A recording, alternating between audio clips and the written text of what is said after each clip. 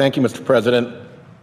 I'm here because in the next week we are going to, it looks, vote on a House-passed bill to prevent an impending highway funding gap.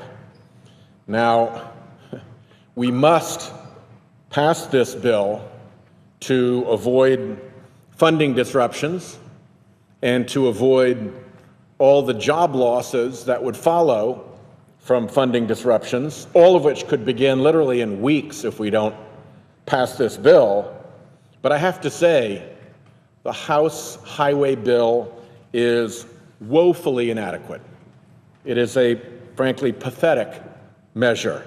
It fails at virtually every measure, most particularly failing to provide the leadership and the certainty that all of our states need so badly as they seek to implement their highway programs. The only positive thing that can be said about this bill is that it's better than no bill at all and a collapse of the highway fund. But that's not much of a commendation. The American Society of Civil Engineers gives America's roads a letter grade of D, and our bridges only a C+.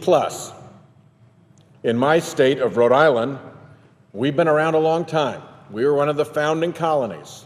We got a lot of old roads. We got a lot of old infrastructure. We got a lot of stuff that dates a long way back.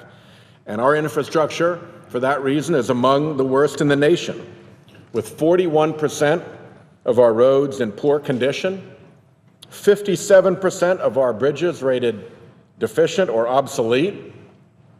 Last Friday, I visited one of our bridges, the Great Island Bridge in Narragansett, Rhode Island. This bridge is the sole access to an island community of 350 homes. It has been rated functionally obsolete, and it must be replaced. If that bridge fails, the island's residents have no way to get to or from their homes. So I will vote for this House bill to avoid that kind of catastrophe, but we are wasting an opportunity to do more, to do a responsible highway bill. We actually have a pretty good model. The Senate Environment and Public Works Committee, on which I serve, actually passed a bipartisan, multi-year infrastructure investment plan. That's what we need. 6-year bill is what EPW passed. And that's the kind of certainty that our highway departments need so they can sign contracts for long-term projects. Well, sadly, the Republicans in the House couldn't manage that. The House-passed bill will extend the authorization for a mere 8 months. The EPW bill, the 6-year bill, written by Chairman Boxer and Ranking Member Vitter, in bipartisan fashion, would reauthorize our nation's highway programs for 6 years, through 2020.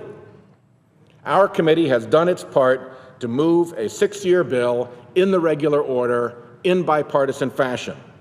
The House, once again, has failed. States need budget certainty to plan multi-year construction projects. That should be obvious enough even for the House to understand.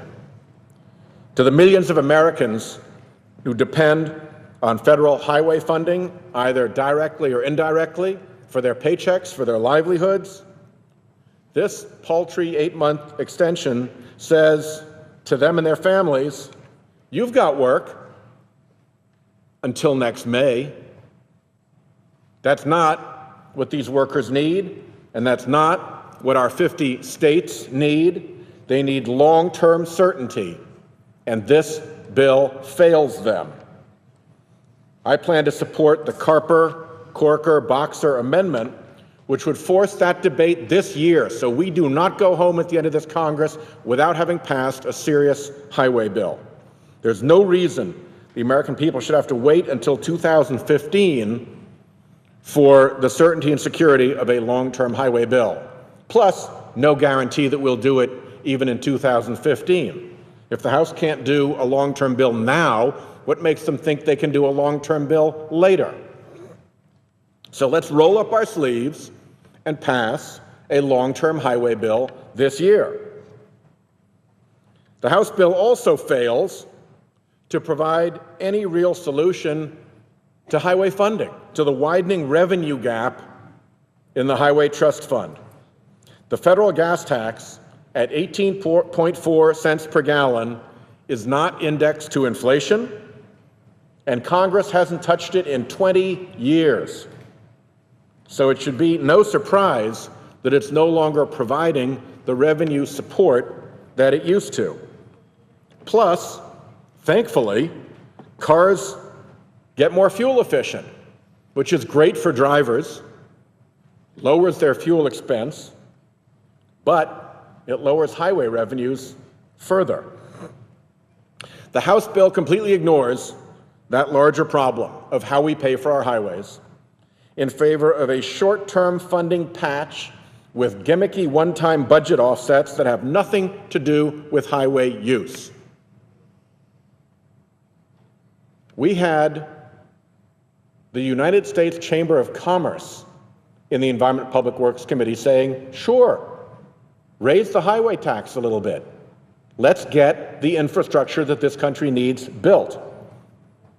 But, Mr. President, instead of crafting a responsible long-term highway plan, the House Republicans are running scared from Tea Party groups.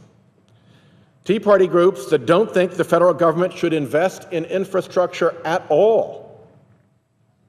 The Club for Growth, so-called, went so far last week as to say that the Highway Trust Fund, and I'm quoting them here, shouldn't even exist. Funny how Republican presidents Eisenhower, Nixon, Reagan, Ford, Bush, and Bush all managed to accept the idea of a federal highway system, not thinking that there was anything unusual or improper about that. Well, today's far-right extremists have gone way beyond them. And they've gone way beyond the American people. The American people overwhelmingly support federal infrastructure investments.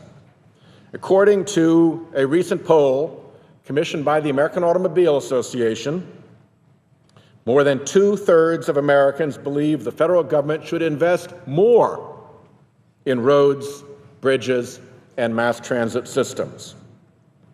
We may, as Americans, have differing views on many issues, but when it comes to investing in the roads and bridges we all use, there is, unsurprisingly, broad agreement.